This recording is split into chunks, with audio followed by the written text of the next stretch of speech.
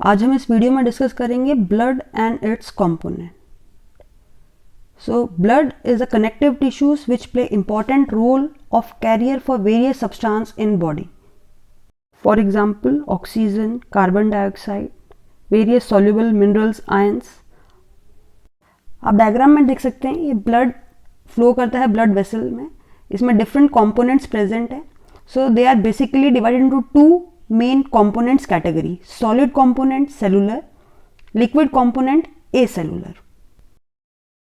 Solid component includes blood corpuscles. These are RBC, red blood corpuscles, WBC, white blood corpuscles, and third one is blood platelets.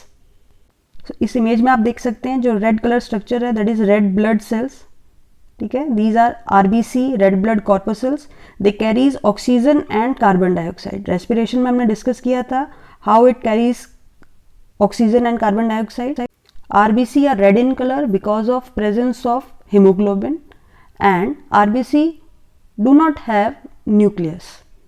Now RBC की आप जो shape देख रहे हैं इसे हम बोलते हैं biconvex shape. Now the question arises, what is the significance of biconvex shape of RBC? Biconvex shape increase the surface area for gas exchange. As we know, oxygen और carbon dioxide इसी के through exchange होते हैं. And second, it makes the movement through blood vessels smooth. This shape easily move in the blood vessel. These are the two important points, the significance of biconvex shape. Next solid component है WBC. ठीक है, आप diagram में देख सकते हैं white blood corpuscles, pale white in color as they don't contain hemoglobin. Ratio of RBC to WBC is 1000:1. WBC play important role in immunity. They help in producing antibodies. WBCs are engulfing the germs and are producing antibodies. And its amoeboid nature helps them to squeeze through blood vessels. ठीक है, तो जैसे amoeba का adjustable structure होता है, WBC का भी adjustable structure है, which is able to easily move through the blood vessel. Solid component is platelets.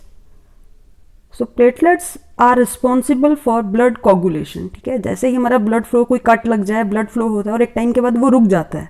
ठीक है, after some time, that is because of coagulation. और कोगुलेशन कौन करता है? Blood platelets. So it prevent the excess loss of blood in case of injury. Now next component is liquid component, which is acellular, or we can say plasma. So plasma is yellow color component which is present in this diagram. आपको yellow color component दिख रहा है.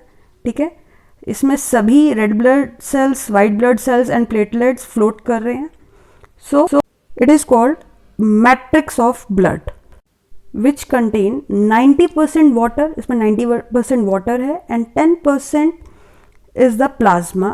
That is protein, albumin, globin and inorganic mineral ions. Now all these are the components of blood. Now in addition to blood there is one more component which is present called lymph.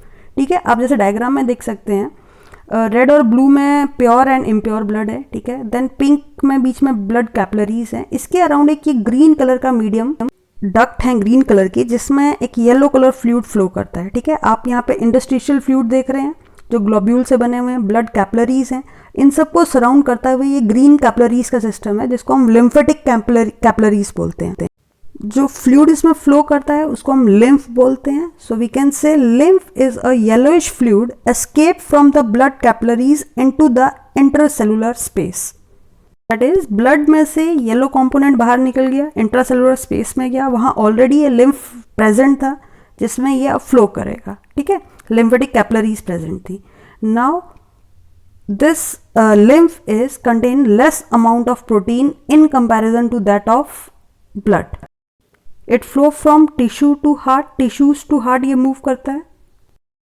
It carries digested and absorbed fat from intestine and it drain excess fluid from extracellular space back into the blood.